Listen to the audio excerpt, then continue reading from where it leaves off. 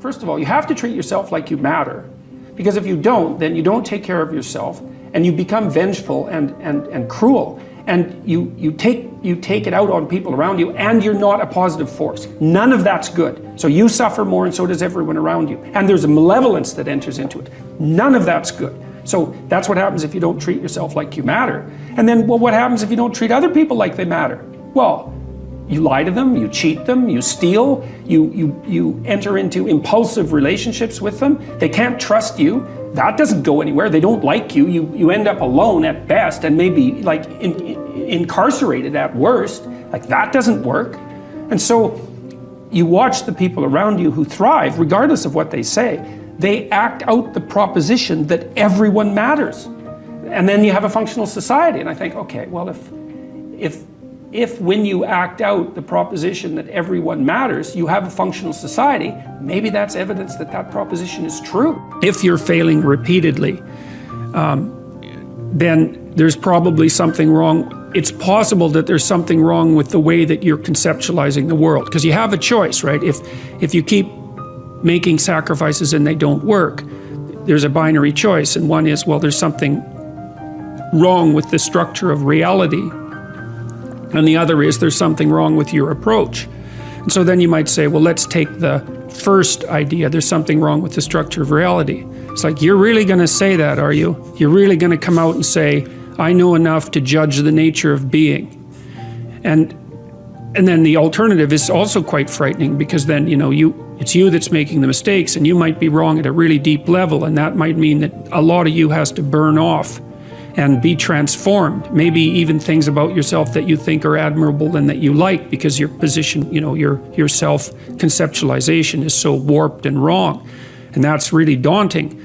But, you know, when people set themselves up as the judge of being, I mean, I've written about this a fair bit in my new book, which is called 12 Rules for Life. When people set themselves up as the judge of being, then they take on what can only be described as a kind of satanic arrogance, because they've actually taken to themselves the moral right to criticize the structure of existence itself. It's like, you better be careful when you do something like that, because you're setting yourself up as the judge of being. I like this one, and I mean, this is very clearly what you do. Be precise in your speech. So in Genesis, one of the things God has Adam do first, so God makes the world by speaking. Okay, so that's the first thing to think about. You're supposed to think like in a sophisticated way about this. The idea is that there's some integral relationship between communication and the structure of being. It's part of the role that consciousness plays in the world, whatever that role is. Language takes the chaos and makes it into things. And so God has Adam name all the animals. They're not even really real until they have names. Now, they're more implicit. That's another, you know, here's an example. Let's say that you're having a rough patch in your relationship, and you don't know why. It's unnameable. Is it real? Well, yeah, it's manifesting itself in like a physiological discomfort. Then you talk about it and you name it. It's like, it goes from this blurry thing that's kind of potential, it goes snap, and then it's this thing, right? And then that's a horrible thing. It's like a little poisonous thing, but it's not a whole foggy cloud of potential poison. It's like this little sharp poison thing. And then you think, okay, it's real. It's a little monster, but it's not, it's little at least. And now probably we can do something about it if we can admit to it. So it's this precision that specifies. And like, so this is a little bit of the Voldemort effect, right? Since you're a Harry Potter guy, they wouldn't name him. Right. This is the problem. Right. We got to name him first. Oh yeah, you got to name him first. Absolutely, because the unnameable is far more terrifying than the nameable. You see that there was this great Blair Witch Project, terrifying movie. Oh, I thought it was scary. Brilliant. Yeah. Well, it's unnamed. There's nothing terrible happens in that movie. It's all the unnameable. It's like, what's going on? What's going on? What's going on? And no matter how terrible the actuality is, it's rarely as terrible as your imagination. Because your imagination, like, it's an old thing. It's seen a lot of terrible things in the history of life. Like, it can put monsters everywhere. And so it's almost always better it might be better without exception to name the thing, no matter how terrible it is. And if you can't name it, what that means is that you're telling yourself that you're so terrified that you can't bring your attention to bear on it, and that makes you're the loser, instantly. If it's so terrifying that you cannot face it, it's won. You write in the book, there is no faith and no courage and no sacrifice in doing what is expedient. What do you say to those viewers that don't pursue their dreams and are locked in their careers because they are too afraid to take risks and pursue something meaningful? Well, the first thing I would say is, well, you should be afraid of taking risks and pursuing something meaningful. But you should be more afraid of staying where you are if it's making you miserable. It's like the first thing you want to do is dispense with the idea that you get to have any permanent security outside of your ability to contend and adapt. It's the same issue with children. It's like you're paying a price by sitting there being miserable. You might say, well, the devil I know is better than the one I don't. It's like, don't be so sure of that. The clock is ticking. Yeah, and if you're miserable in your job now and you change nothing, in 5 years you'll be much more miserable and you'll be a lot older. But isn't it a luxury to pursue what is meaningful? Our viewers have mortgages, they have children, Yeah. they have payments and loans. It's a luxury to pursue because we lack the resources. Well, I don't remember now, I'm not talking about what makes you happy. It's a luxury to pursue what makes you happy. It's a moral obligation to pursue what you find meaningful. And that doesn't mean it's easy. It might require sacrifice. If you need to change your job too, let's say you have a family and children and a mortgage, you have responsibilities. You've already picked up those responsibilities. You don't just get to walk away scot-free and say, well, I don't like my job, I quit. That's no strategy. But what you might have to do is you think, well, this job is killing my soul. All right, so what do I have to do about that? Well, I have to look for another job. Well, no one wants to hire me. It's like, okay, maybe you need to educate yourself more. Maybe you need to update your curriculum vitae, your resume. Maybe you need to overcome your fear of being interviewed. Maybe you need to sharpen your social skills. Like, you have to think about these things strategically. If you're going to switch careers, you have to do it like an intelligent, responsible person. That might take you a couple of years of effort to do properly. I mean, I've dealt with hundreds of people in my clinical and consulting practice, and we set a goal, we develop a vision and work towards it, and things inevitably get better for people. So it's not a luxury, it's difficult. It's a moral responsibility, and it isn't happiness. It's not, the pursuit isn't for happiness. The more radical the necessary change, the more pain that accompanies it.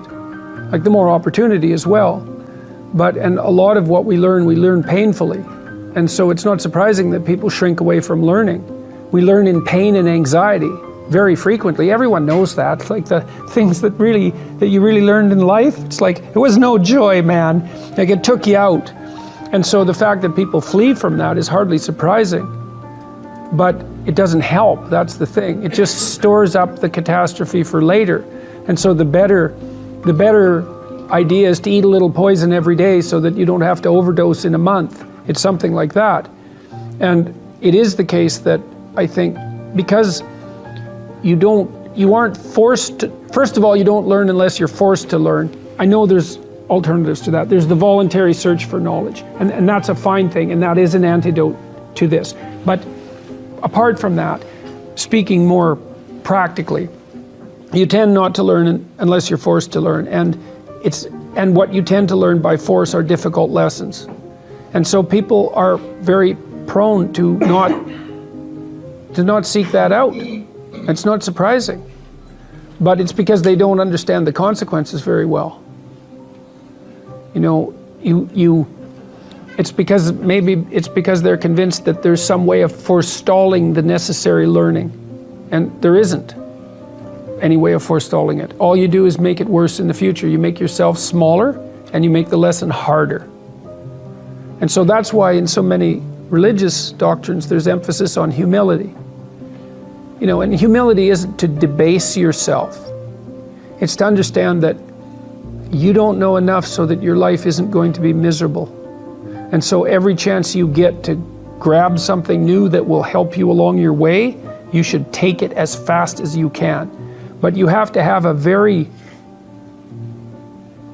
tragic, I would say, view of reality, and also a harsh one, because it's not just tragedy, it's also malevolence. You have to understand that those are waiting for you, and that makes you desperate enough to learn, and that might make you desperate enough to fall out of your ideology.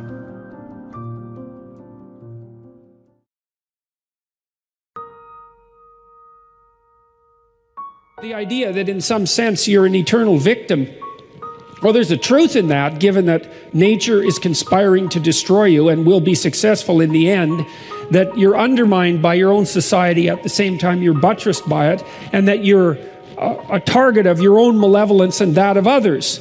I mean, so there's a triad of tragic and malevolent forces that are aimed directly at your heart, and that's always the case. But to not take responsibility for that and to attribute to that to a cosmic injustice or a sociological injustice in some sense that's aimed particularly at you, that's somehow the fault of others, is to miss the great adventure of your life. In that adoption of that adventurous mode of being, there's a deep meaning to be found. Right, a meaning maybe that transcends just you, that involves your family and that involves your community and maybe even the destiny of humanity itself. But there's nothing about that that's secure or easy, and very little that has to do with happiness. The idea that your problems should be solved for you, let's say, and that it's unfair that you have them, well, it's attractive in that there's nothing for you to do except complain. But it's horrifying in that there's nothing for you to do except complain. The difficulty is actually, the funny thing is the difficulty is actually the destiny. And it is insanely difficult, but maybe you're insanely up to the task. I've watched people do very difficult things, like people who work in palliative care wards. So all they're ever dealing with is pain and death, right? And they can do it. They get up in the morning, they go to work, and they take care of those people. They lose people on a weekly basis, and yet they can do it. And what that shows is that if you turn around and you confront the suffering voluntarily, you find out that you are way tougher than you think. It's not that life is better than you think. Life is as harsh as you think. It might even be worse, but you are way tougher than you think if you turn around and confront it. And so then what you discover is that there's a spirit within you that can pursue something meaningful, that has the resilience and the strength to contend properly with the catastrophe of existence without becoming bitter. That's actually the central. So, and then I would say that's one of the central themes of 12 Rules for Life, is that make no mistake about it. Like the first noble truth of Buddhism, life is suffering. This is true, and it's worse than that because it's suffering contaminated by malevolence. That's the baseline. And so that's very pessimistic. But the optimistic part is that you are so damn tough, you can actually not only deal with that, you can improve it. It's like, oh, well, that's a horrible situation, but it turns out that I'm armed for the task. Well, that's a great thing for people to know. And I think the fact that we're armed for the task is even more true than the fact that life is catastrophe contaminated by malevolence. We're stronger than things are terrible. And things are pretty terrible. So that means we're pretty damn strong. Wow. Yes, it's a very good thing to know. And it's not naive optimism. Yeah. It's a very different thing. It's like, no, things are terrible. They're brutal. And you are so damn tough, you can't believe it. If you don't have a goal, a transcendent goal, say, something that's beyond you, then you don't have any positive emotion. And that's not good, because you have plenty of negative emotion. And then that's the problem with fundamental claims of meaninglessness too in life, that it's the philosophical error that's made by nihilists, let's say, who say, well, life is meaningless. It's like, well, if you're a nihilist, genuinely, you've lost all hope. Your life isn't meaningless, it's just unbearably miserable. And that's a form of meaning. That suffering is a form of meaning. And you can try to argue yourself out of that with your nihilistic rationalizations, but that is not going to work. You need a transcendent goal in order to withstand the slings and arrows of outrageous fortune.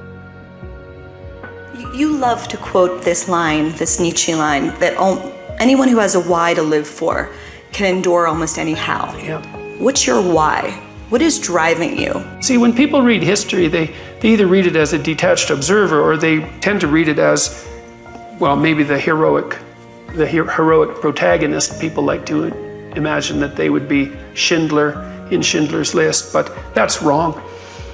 So, because the probability that you'll be the perpetrator is much higher, especially merely the perpetrator who's ensconced in silence when silence is not the appropriate thing. So I wanted to, having figured out what constituted hell and the pathway to that, which would be, I suppose, the cowardice and resentment that produces either complicitness in those events or failure to oppose them when they emerge, I wanted to understand what the opposite of that was. Because I think that's what needs to be learned from what happened in the 20th century. And so that's why I wrote Maps of Meaning, was to understand that and to lay out what the opposite was. And then that turned out to be extremely helpful to me and then to the people I started to teach about that, because it's useful to know what the opposite of hell is. And I've been teaching those things to people since 1993, so that's 25 years. And the response from the students has always been the same sort of response that I'm getting now, absent some of the negative characterizations, let's say, which have emerged for particular reasons. But the students have always said one of two things, and this is the vast majority of them. This isn't cherry-picked responses. It's been the same everywhere. They tell me, and this is the same response I get from my audiences now too, is they say, you've given me words to explain things, to explain and understand things that I always knew to be true, or I was in a very dark place for one of the 7 reasons that people might be in a dark place: alcohol or drugs or failure of relationships or lack of vision or nihilism or hopelessness or depression or anxiety, or, all the pitfalls that people can encounter. And I've been developing a vision for my life and trying to adopt responsibility and trying to be careful with what I say, and things are way better. And that's what drives me. What's your definition of greatness? Well, greatness is what reveals itself when you attempt to formulate, when you attempt to carefully articulate and live out what you believe to be true. It just happens, because there isn't anything more powerful than truth, right? That's the antidote to suffering. Truth, right? They say, do you believe in God, let's say? And my response to that always is, well, I don't know what you mean when you ask me that question, so I don't know how to answer it. I don't know what you mean by believe, but I can tell you something that I believe. And I would say this is a way of speaking symbolically. I do believe, so I was thinking the other day, a week ago, I was thinking about this, I had this little fantasy that entered my mind. I was thinking about St. Joseph's Oratorio in Montreal. And St. Joseph's Oratorio is a very large religious building. It's one of the biggest cathedral-like structures in the world. And it's set on the hill on Mount Royal, and it's set up where it can catch the sun. So it's an image of the heavenly city on the hill, right? It's an image of the structures that we strive to create. That's what it is, independent of its specifically Christian or religious function. That's what it stands for symbolically. Okay, so it's the city on the hill. It's what we're striving towards when we walk uphill in life. Okay, now, the way the oratorio is structured, there's hundreds of steps leading to it up front. And in the early part of the 20th century, a lot of people who had physical disabilities came there, and they struggled up the step on their crutches, and many of them left their crutches in the oratorio. You can see hundreds of them if you go there. It's quite an interesting sight. And I was thinking about that, and I was thinking about what that meant, and this is what it means. It means that, everyone has their disabilities, let's say, and I know that some people are far more terribly affected than other people. I'm perfectly aware of that. But the question is, what do you do about that? And what you do is you set yourself up on your damn crutches and you struggle up the bloody hill. That's what you do. And you struggle up the hill towards the kingdom of God. That's what you do. Because the alternative is to descend into the abyss. That's the alternative. And then so to say, well, do you believe? It's like, I believe that you should struggle uphill towards the city of God on your crutches. That's what you should do.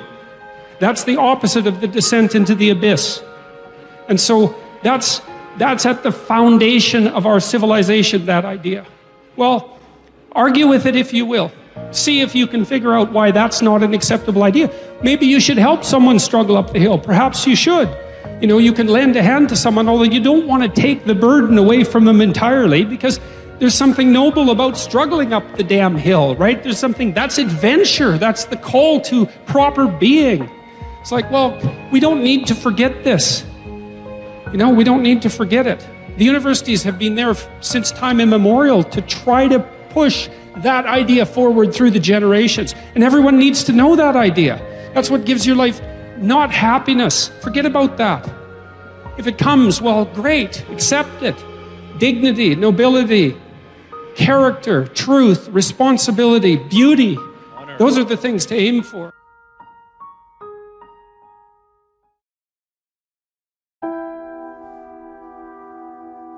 The other thing you should do if you're not very industrious is discipline yourself.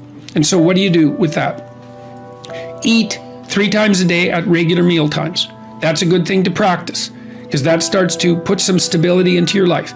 Get up at the same time. I would highly recommend all those young people out there who are listening, like, you want to get a jump on life, get the hell out of bed in the morning. You know, as I've got older, I've got up earlier and earlier. Now that's partly because you don't need as much sleep, but it's also partly because I've got more and more disciplined. Like, get up early in the morning and get your things done. Man, learn to get up at 6 in the morning and you'll be one deadly creature, especially if you can get to work. You'll have half your damn day done by the time other people haul their sorry asses out of bed. And so that's a massive, massive advantage. Look, Warren Farrell, the author, he outlined data in Why Men Earn More, which is a book I would recommend, by the way, showing that if you work 13% longer hours, you make 40% more money. It's nonlinear. So you think, why is that? Well, imagine you had 10 employees and one of them works an extra 10%. It's not much. Well, how often is that person going to be promoted, assuming you have a clue as a boss? It's like you're going to look at the 10 people and you're going to think, oh, that guy's always here like 45 minutes early. It's like, why don't we give him the promotion?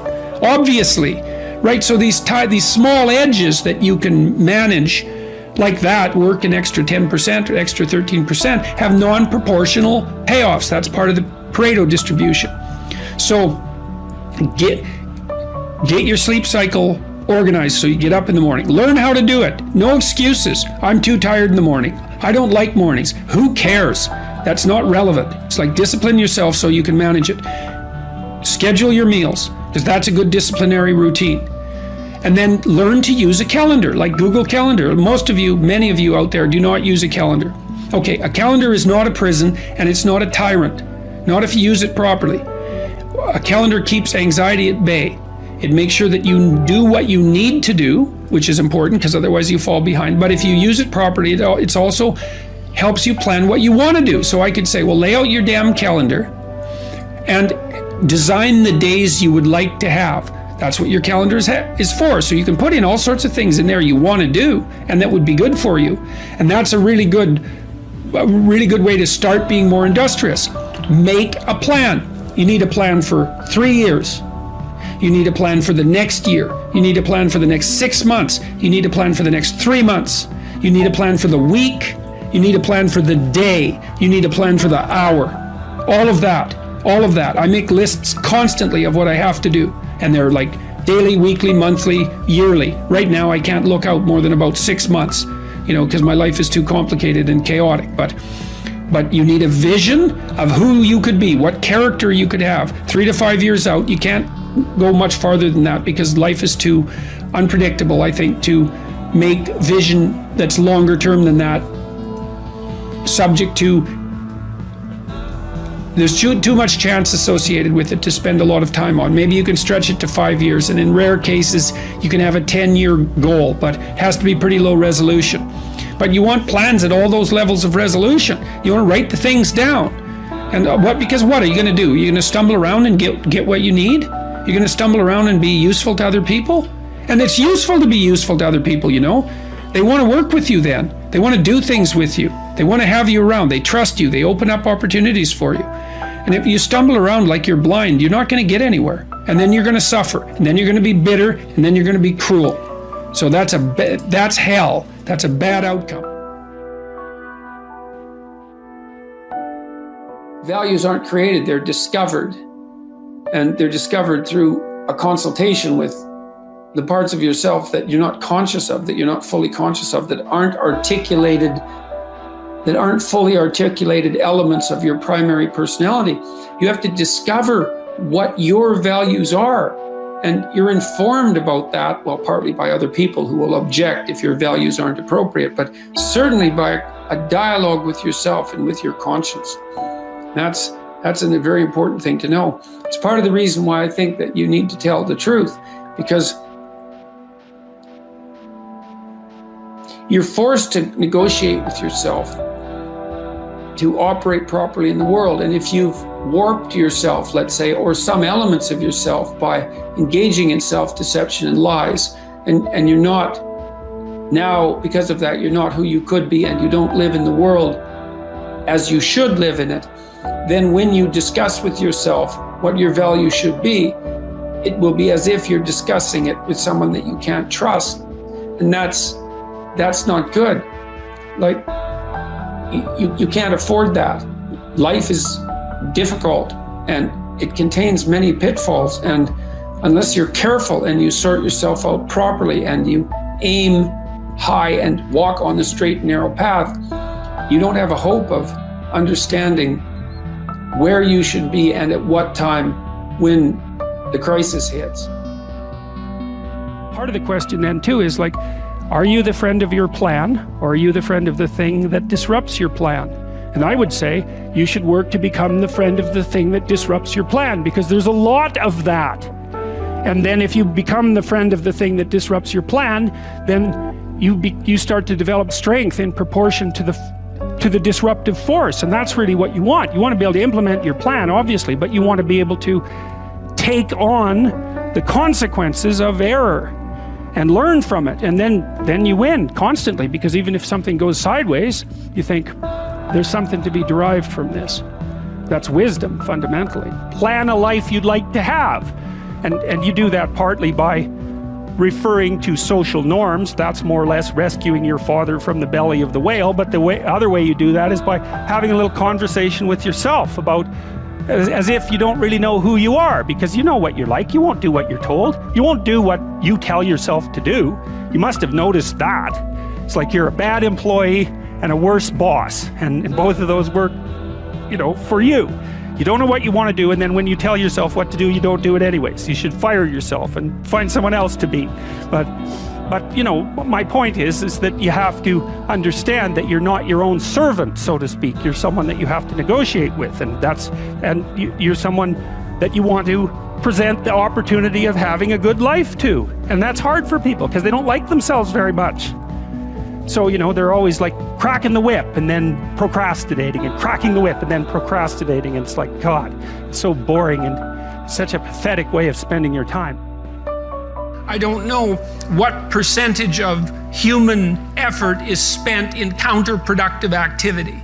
I'm not an absolute cynic about that, but I mean, when I talk to undergraduates, I ask them, how much time do you waste every day by your own reckoning? And it's somewhere between 5 and 8 hours. It's a lot of time. Well, I usually walk the students through an economic analysis of that. I said, well, why don't you value your time at $50 an hour and calculate for yourself just exactly what you're doing to your future by your inability to discipline yourself. It's worth thinking through. Take a bit of a look at yourself and think about what's not so good that you could improve, that you should improve by your own standards, and that you would improve, and set yourself a little goal. Maybe you're not studying at all at your university, or maybe you're at work and you've got this stack of paper there, and you haven't looked at that damn stack for like a month, and you know that you should be, and you're bothering yourself at night because you're avoiding that. It's like, maybe think, well, I've avoided that stack of paper completely for 1 month. I'm quite a coward when it comes to whatever snakes might be hidden in that stack of paper. How about tomorrow I just put that stack of paper in front of me on my desk, and I glance through it for 15 seconds, see if I can do that. It's like, well, you set yourself a goal of improvement. You know, it's a humble goal, because really, are you such a coward that the best that you can bloody well manage after a month of avoidance is 15 seconds of exposure to a stack of paper? You know, it could easily be. You've been avoiding it, so you're obviously afraid of it, and so the situation could be that dismal and dire. And you might think, well, geez, it's no balm to my ego. It's not fostering the strength of my ego to recognize in myself someone who could only withstand 15 seconds of exposure to that thing I'm afraid of. And so that's a form of humility too. It's like, there's things you could do to improve, and you know what they are. And there's small steps that you could take, that you might take, that would put you in that direction. And then the question is, are you big enough to take those small steps? You know, are you capable of grappling with the fact that you're fundamentally flawed to the point where you have to break things down into almost childlike steps in order to manage them? And the answer to that is, yeah, you are. And that's the lot of, I don't know if it's the lot of everyone. Most people have things they avoid, you know, and they're afraid of. So I would say to some degree, it's the lot of everyone. People vary in the degree to which they've conquered that. And you do meet people from time to time who are extraordinarily disciplined. But most of the time they've got disciplined in exactly this manner. It's through slow incremental improvement. And then you challenge yourself. It's like, well, could I do this? That would be better. And you find out, and then you think, well, is there something slightly larger and more challenging that I could do? That would be better. And you try it and you find out. And as you try it and you find out, generally you get better at it, and you can take on larger and larger challenges.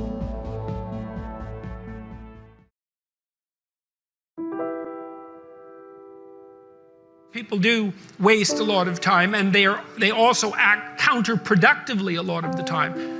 Regardless, we do make progress, and we can thrive under the difficult conditions that make up our lives, and we can resist the malevolence that entices us. That's within our power, and we don't know the limits to that. And we also know that it's better to, we all know this, that it's better to live courageously than cowardly.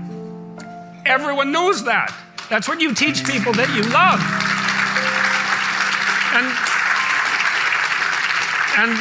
And we know that it's better to live truthfully than in deceit.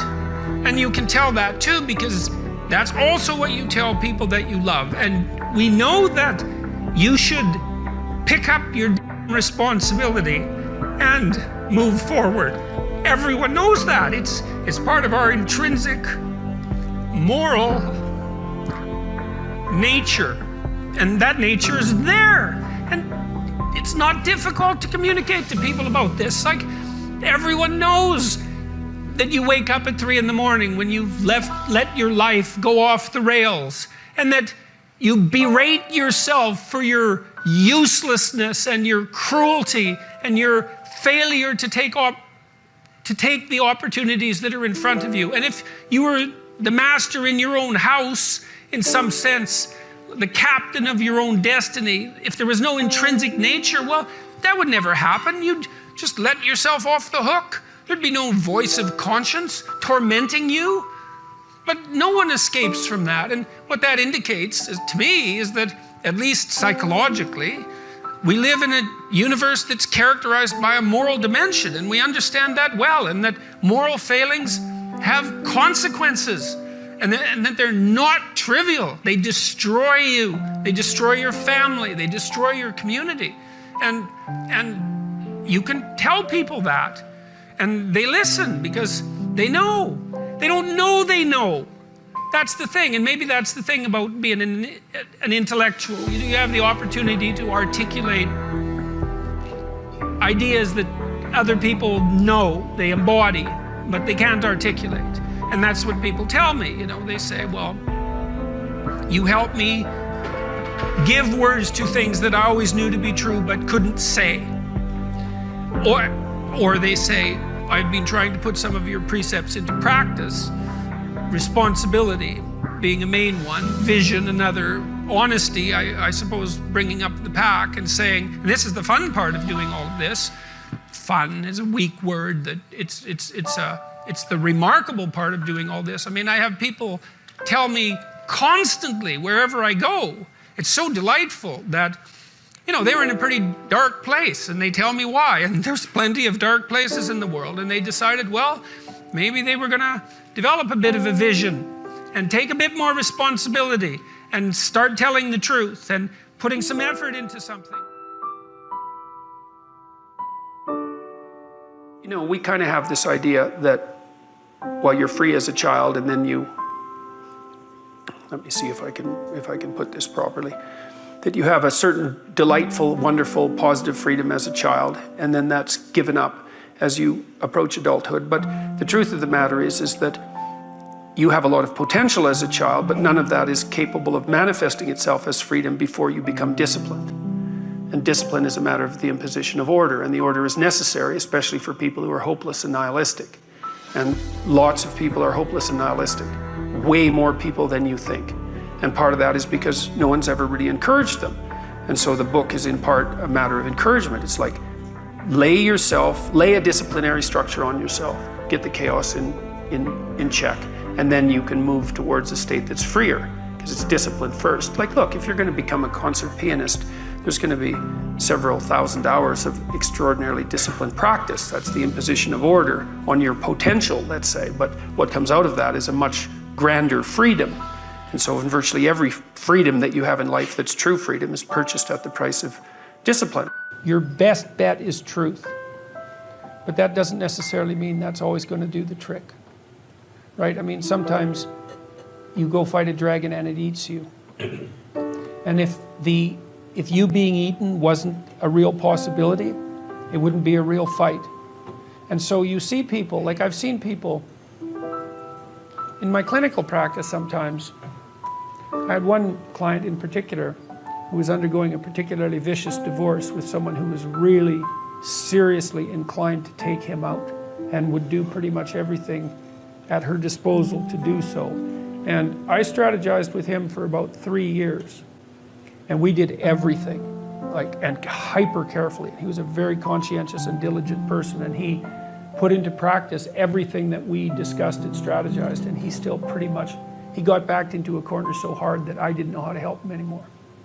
So I would say, however, that he was a very truthful person throughout that, and one thing he did do was, part of it was a custody battle, and he did manage, despite his decline, in consequence of being repeatedly cornered, I would say, he did manage to establish what I think was a lasting relationship with his kids.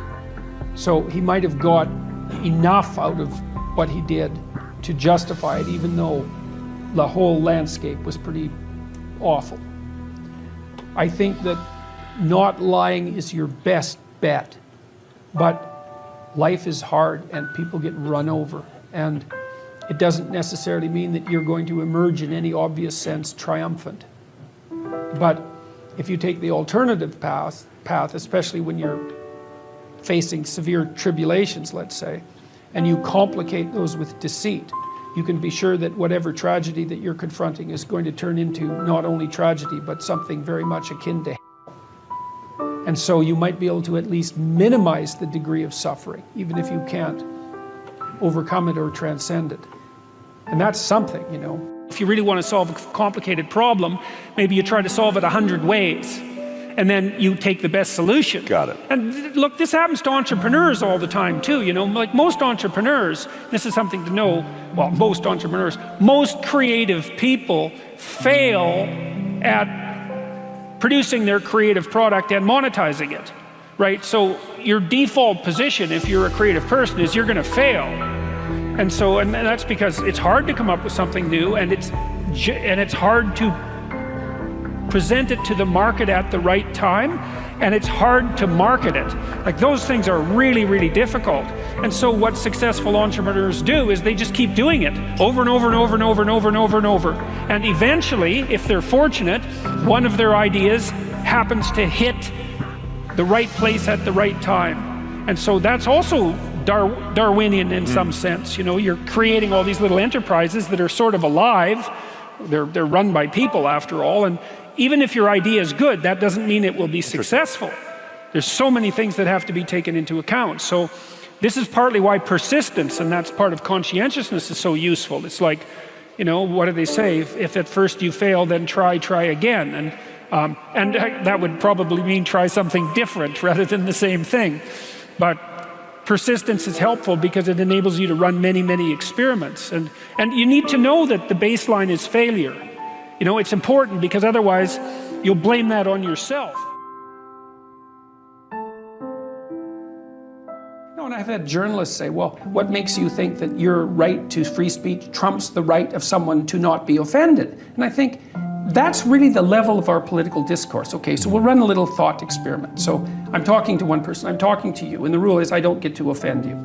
Okay, maybe we can still have a discussion about something difficult. But let's say I'm talking to 10 people and about an important thing. Now I have to make sure that I don't say anything, despite the fact that this is an important and contentious issue, that I don't say anything that offends even one of those 10 people. Okay, maybe I can even manage that. What if I'm talking to 1,000 people? There's going to be someone in that 1,000 people, there's going to be someone who's offended at the mere fact that I exist. So it's an impossible standard. It's like, well, you can't say anything offensive. Okay, fine, then you can't say anything. Okay, so what? You don't get to say anything because no one should be offended. Well, then you don't get to think. Well, what happens if you don't think? Well, then you can't negotiate your way through the future and you fall into a pit, and so does everyone else. So that's where that all ends up. You can't say offensive things. Equals, you cannot negotiate your way properly through the future. Equals, everyone suffers. Well, that's a bad strategy. So, and it's all covered up with, well, you know, it'd be better if no one was ever offended. It's like, well, who thinks that? You know how naive you have to be to think that? How you have to be pathologically naive, which is the kind of naive that you could have grown out of, but you willfully refused to because you weren't willing to see what was in front of your face. And then you impose that blind naivety on everyone else because you don't want to allow them to upset your rosy view of yourself and the world. It's just, there's no end to how terrible that is.